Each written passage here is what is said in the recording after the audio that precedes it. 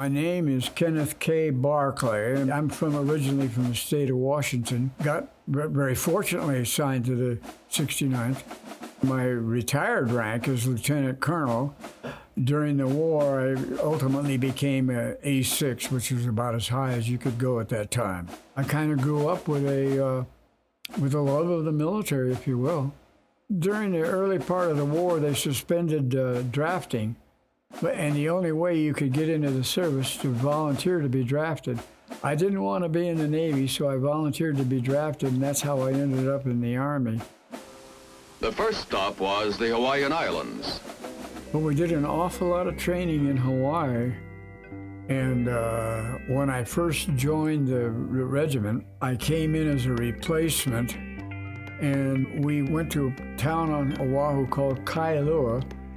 And it was a racetrack, and we did training there until they felt that we were suitable replacements to be in the regiment.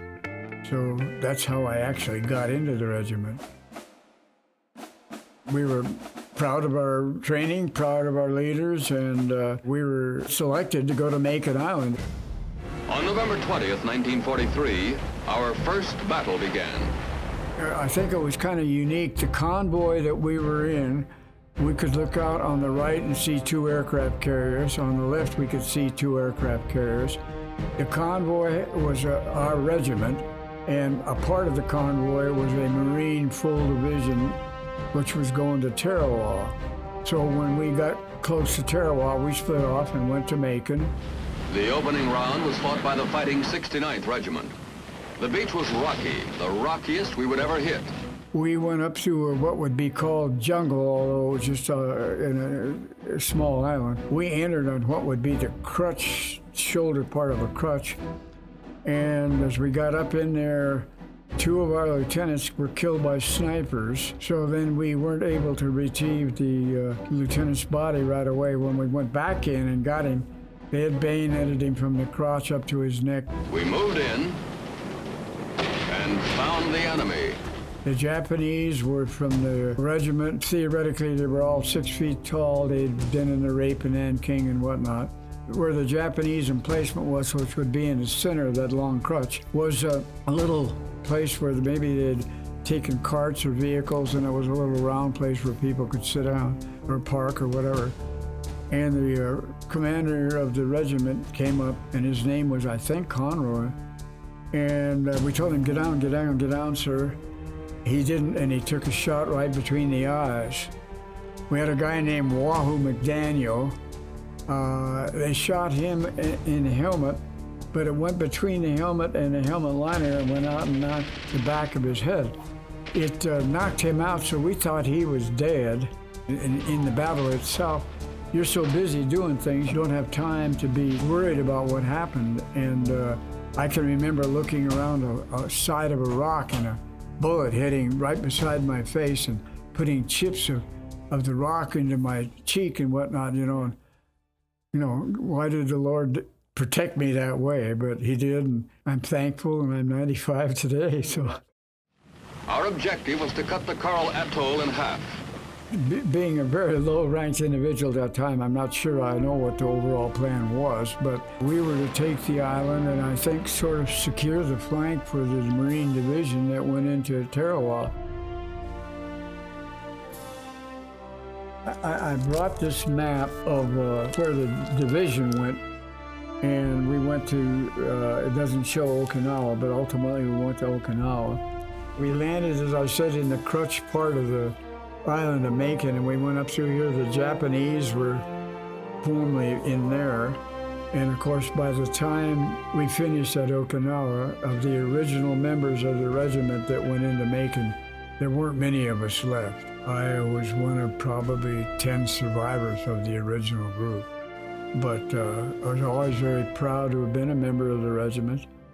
I think that if I had to be in the military, it was as fine a unit as I could have possibly been in.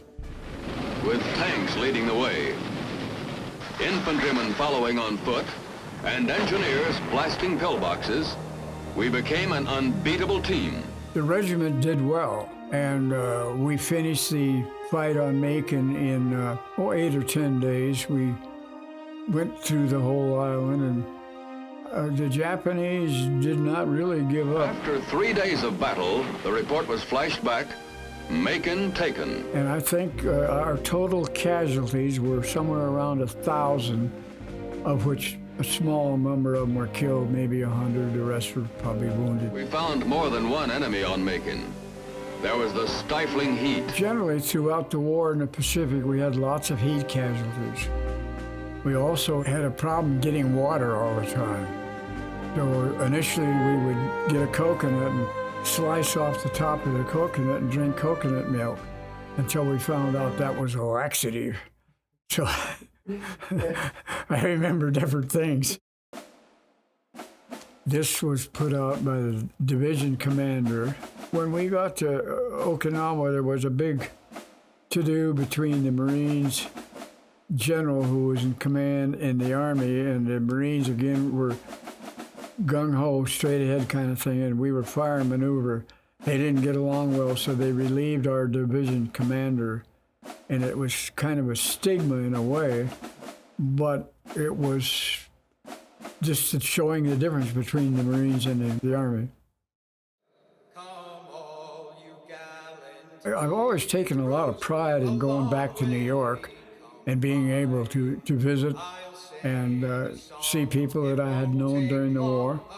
And there are still probably a few others around. While I'm 95, somehow we managed to survive for a long time. I try to remember the people that were with me and the people that are no longer with us that perished there.